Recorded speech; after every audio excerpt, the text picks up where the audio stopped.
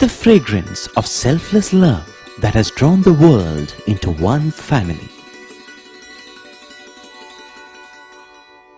The truth of an eternal message that has been revealed through every act and word. The fulfillment in service that has been taught by relentless sacrifice. The Lord's own life is indeed His message.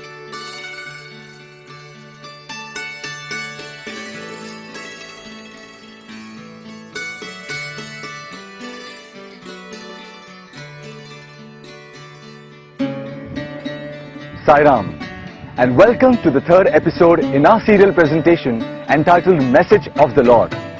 This serial is being specially broadcast to help us all get spiritually tuned in preparation for our beloved Swami's 85th birthday.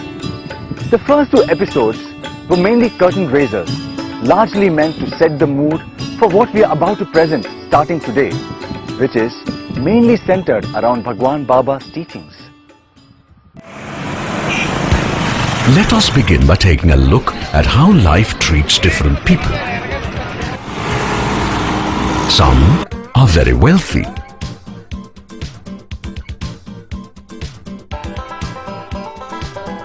The majority, of course, are not so wealthy. And some, in fact, are miserably poor.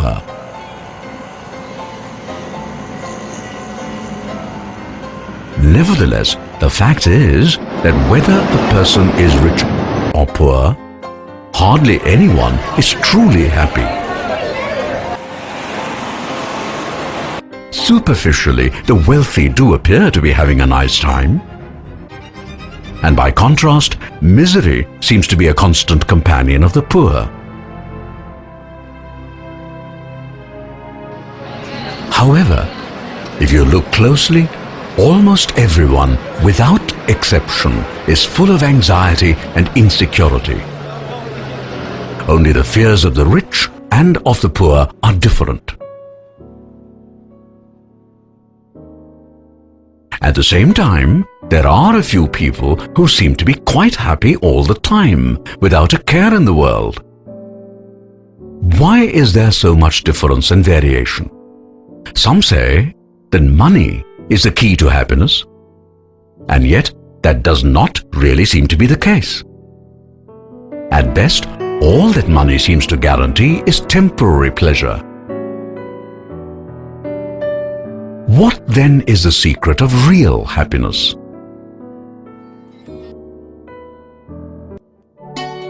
For decades, Swami has been discussing precisely that, but unfortunately, few have been paying attention. So, let's make up for lost time and try to get a crash course on the essential aspects of Swami's teachings. These days, almost everyone, both the rich and the poor, is cut off from nature. It is all so crowded everywhere.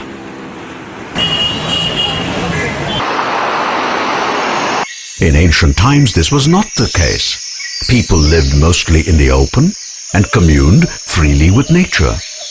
And they often wondered, what are all these different things that I see around me?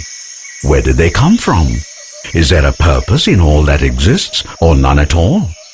If there is indeed a purpose, then what exactly is that purpose? Where did I come from? And how do I fit into all this? Is there any meaning and purpose to my life? And if so, what is it? Who determined that purpose and why?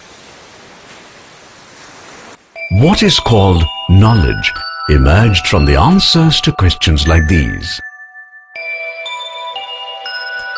It is humans alone that have the special ability to reflect, ponder, inquire, investigate, reason, seek solutions, and to acquire knowledge.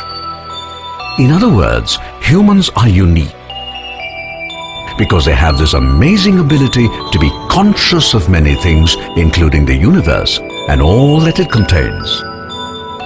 Since God is the source of the universe, everything that is in it, including our capacity to be aware and conscious, has naturally come from God. So, let us start with God Himself. God, the Creator, is abstract, formless and eternal, and is best described as the ultimate. And most religions emphatically proclaim that fact, no question about it.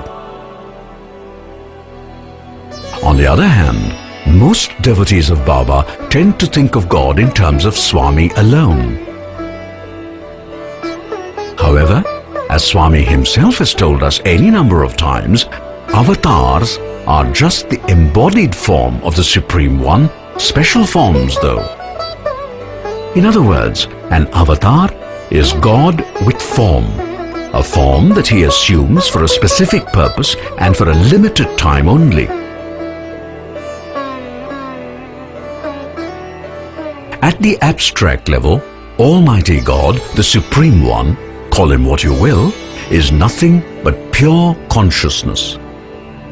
That is why the Vedas declare Prajnanum Brahma, which literally means God is absolute or pure consciousness. Since God is pure consciousness, and since everything, including us, has come from Him, it is natural that some aspects of consciousness are present in creation also. However, consciousness is not visible to the eye, and we therefore cannot see it, nor can we detect it with instruments either. Consciousness is thus beyond the senses. That is the first lesson we must learn. Nevertheless, this consciousness is present everywhere in the universe. Further, its power is immanent in everything in the universe, from the cosmos to volcanoes, cyclones, avalanches, tigers, elephants, and even the tiny ant. అన్నింటికీ మూల కారణం ఒక్కటే. For all this, there is only one main cause. చూడండి, ఇప్పుడే వచ్చినాయి ఎన్ని బల్బులు కనిపిస్తున్నాయి. You find so many bulbs illuminating. ఇవి ఎంచుకోవడానికి పోతే చాలా ఉన్నాయి. You can count, there are many. ఇన్ని నమరసైనటువంటి బల్బులు అన్నిటి ఎందుకు ఒక్కటే ఉన్నది ప్రధానం. There is only one current that flows in all these bulbs. ఆ కరెంట్ ఒక్కటే మాత్రమే సత్యమైనటువంటిది. That current is the principle. It is to remind us of that omnipresence of God that Swami often says, bulbs are many, but current is one. Jalaluddin Rumi is a famous Sufi poet who lived in the 13th century. In a poem describing how consciousness evolves in creation, Rumi says, I dyed a mineral and became a plant. I dyed a plant and rose an animal. I dyed an animal and I was a man. Why should I fear? When was I less by dying? Yet once more shall I die to soar with blessed angels. But even from angelhood I must pass on. All except God perishes. When I have sacrificed my angel soul, I shall become that which no mind ever conceived. Oh, let me not exist, for non-existence proclaims, to Him we shall return. The question now becomes, are we aware that we have come from God and that life in the human form has been given to us so that we may go back to God? I'm afraid that most of us do not know that. Baba adds that on the contrary, we waste our lives without even bothering to inquire about such matters.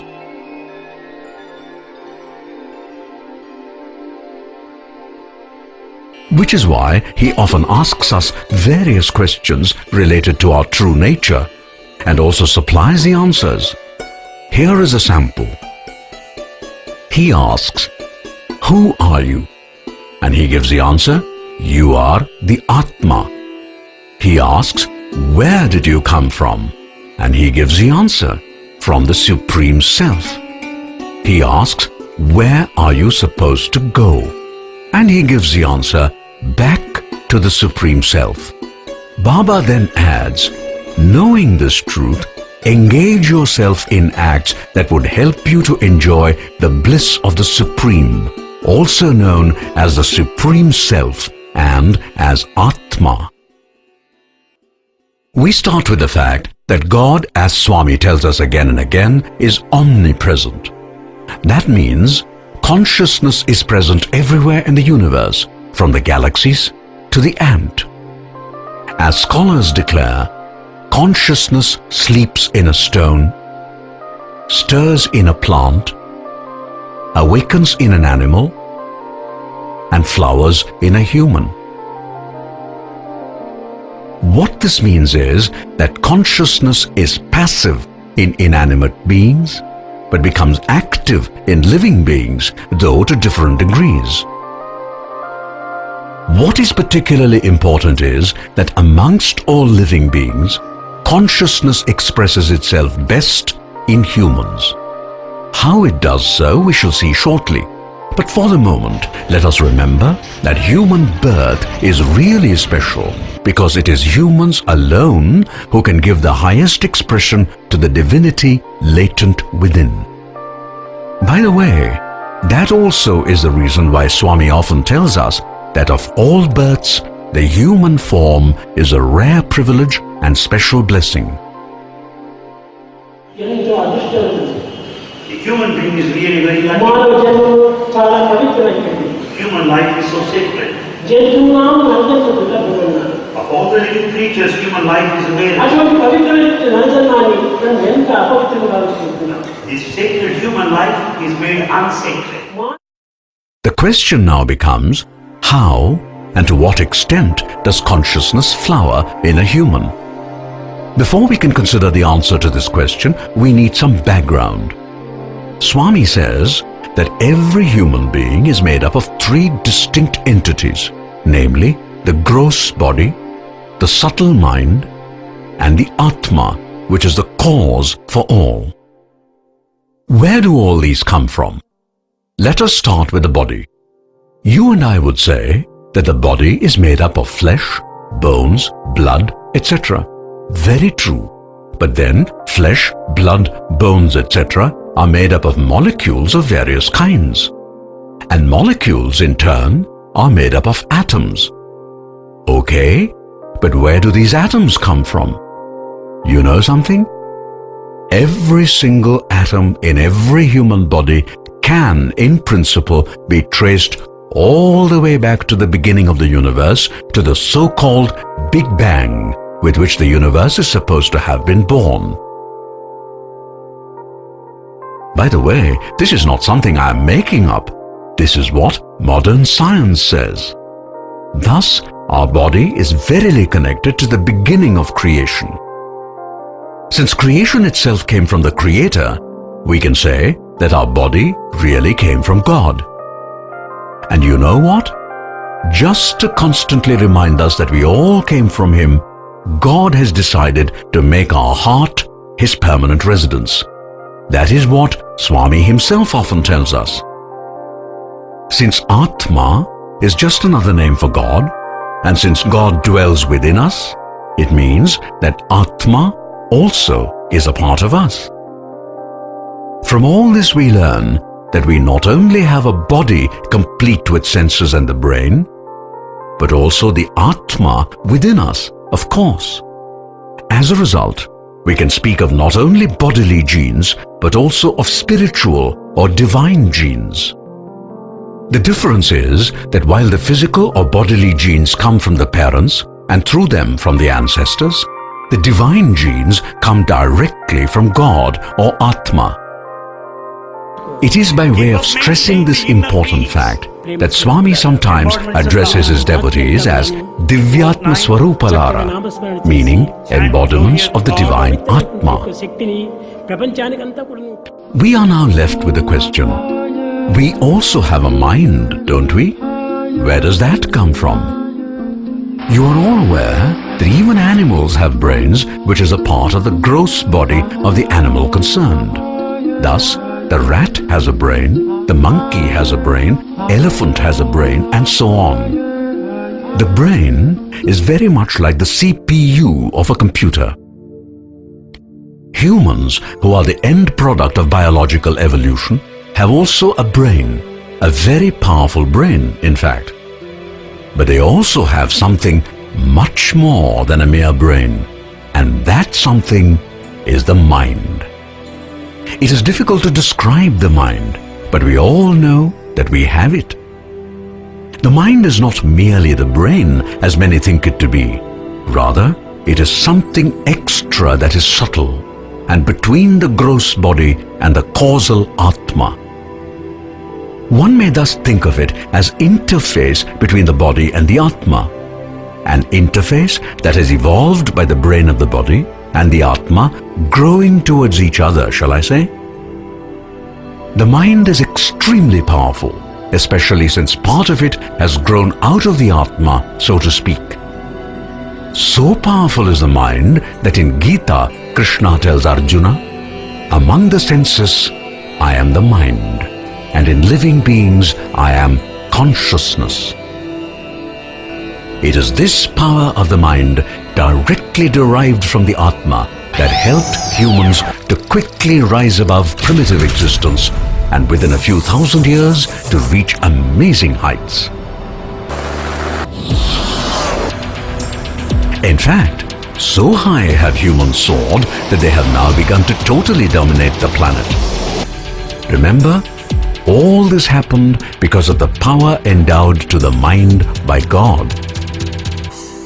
Now, the mind is remarkable in that it can focus attention not only on the world outside, but also look within. Thus it is that the mind can ask, "Who am I?" A question that Bhagavan Baba often raises and discusses in his discourses. To you and me, this question may sound strange. But when Swami is raising this question, what he is asking is the following. Of the three elements that make up your personality, namely the body, the mind, and the Atma, which of these do you identify yourself with? You're not one person, but three. You are three. The one you think you are physical body. The one you think you are is a physical body. The one others think you are mental body. The one others think you are is mental. The one you really are Adhika. The one you really are is Atma, the spirit.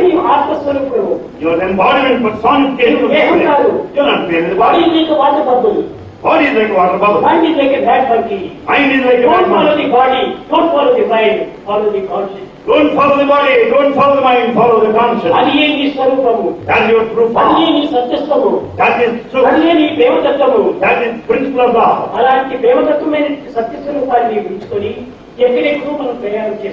Having been this truthful form in you, the form of the beast, you are in search of something elsewhere. What does that mean? What does it mean to say that I am the Atma? What Swami means is that our feelings, thoughts, words and deeds must reflect the fact that the core of our personality is the Atma. To make us understand what exactly this means, Swami points out that a person who is dominated by his body and senses would be rather like an animal with a tendency to be angry, be cruel and so on. A person dominated by the mind, on the other hand, is likely to be clever, intelligent, creative, etc. But the mind-dominated person could also be aggressive, ambitious, cunning, unscrupulous, ruthless, and so on. In the worst case, the person could even be truly demonic. What about a person who is tuned to the Atma? How would that kind of person be? Swami has described that person also. Such a person would be kind, very loving, always compassionate, ever ready to help, always smiling, and so on. He would be the very embodiment of virtue and purity. Does that ring a bell? I'm sure it does. Yes, that description reminds us of Swami himself, does it not?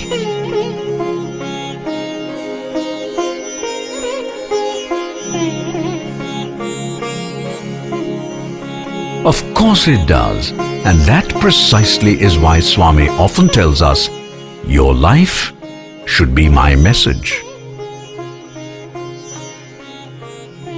That is the simplest way of saying, love all, serve all. Do not even think of hurting a person. Always try to help and never be selfish, etc. We have heard all that so many times. And yet, how many people do we find who conform to these principles? Sadly, very few. And why is that? That's because the mind comes in the way and distracts our attention completely from Swami's teachings. As Swami often tells us, our mind can be a good friend and show us the way to God. On the other hand, that same mind can mislead us and hand us over to the devil. Thus, the mind can be a friend or a foe. If we are not careful, enemy is what the mind would become. So, it all comes down to this. What exactly should we do in order to prevent the mind from turning against us and instead steer us towards God? Well, the answer is simple. Follow Swami's teachings. So now you know why we are presenting this special teleserial wherein we recall many things that Swami has been telling us all these years. And to proceed further, we must have some idea of how, if we are not careful, the mind can trick and mislead. Let us say there is a tourist walking around in that part of a big city where there are many casinos, nightclubs and the like. The man sees a gambling den and feels the urge to go in and gamble, even though he does not have much money with him. This is what temptation is all about. Where exactly does this temptation come from? Baba says, temptation is a manifestation of a latent evil tendency lurking in the dark corners of the mind. That is where temptation hides like cockroaches do. Now, when do cockroaches come out of hiding? When it is dark and when there is no one around. In the same way, temptation shows its ugly face when there is the darkness of spiritual ignorance. So, our friend the tourist is pulled strongly by the temptation to gamble and perhaps even make some money. At the same time, something in him is sending strong warning signals not to fall for the temptation. There is thus a strong pull from two sides. What is the poor fellow to do? Swami says, what the man should do is simple. He must get in touch with his Atma within, and this connection he makes via the pipeline called Buddhi. He should ask the Atma, my mind is telling me to gamble, should I or should I not? And whatever is the advice that the Atma gives, he should faithfully follow. Atma would of course say, you fool, you have come to this city for a certain purpose. Do that job and do not get distracted by all these false attractions. They would only drag you to ruin. Incidentally, that is a reason why Swami says, always follow the master. Your conscience is your real master. Just to remind you, conscience, Atma, indweller. All these are just different ways of referring to Baba, who resides in our hearts. Let us go back for a moment to Buddhi, to which we made a reference. The simplest way of thinking of Buddhi is as a hotline to God within. Now, of course, you know that if the hotline is not kept in working condition, we cannot reach God when there is an emergency. That is pretty obvious. So, how does one keep this hotline in good working condition? Swami has the answer as always. He says, always avoid bad company. Avoid seeing what is bad. Avoid hearing what is bad. Avoid speaking what is bad. Avoid hurting others, no matter what the circumstance. Make sure you always feel good and think good. Make sure you always speak good and do good. Not very complicated rules, are they? But they must be followed strictly and regularly, remembering Swami would always be watching. Okay, one does all that. How does it help? In the following way. If you feel that mind might be misleading and tricking you, you can straightaway dial the hotline and ask your conscience the following questions describing what the mind is asking you to do. You then ask, is it right or is it wrong? Is it selfish or is it selfless? Is there any anger or jealousy involved? Is there any cheating or dishonesty involved? Will it harm anyone? Will it do good to others and make them happy? Finally, will God approve of what I am thinking of doing? If all these questions are asked in full sincerity and with the intention of staying true to Baba's teachings, you can bet that your conscience, which is nothing else but Swami himself seated in your heart, would guide you properly.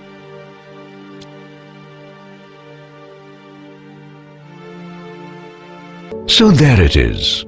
And now we come to the take-home lesson of the episode, which is, although we are made up of a body, the mind and the Atma, our true nature is divine.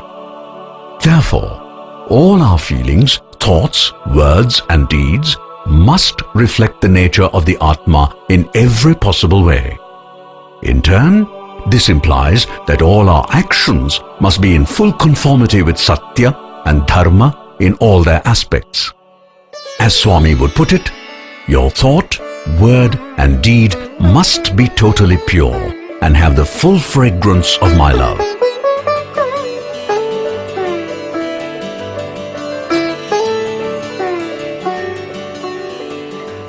And now that is possible only when Swami becomes the constant focus of our lives.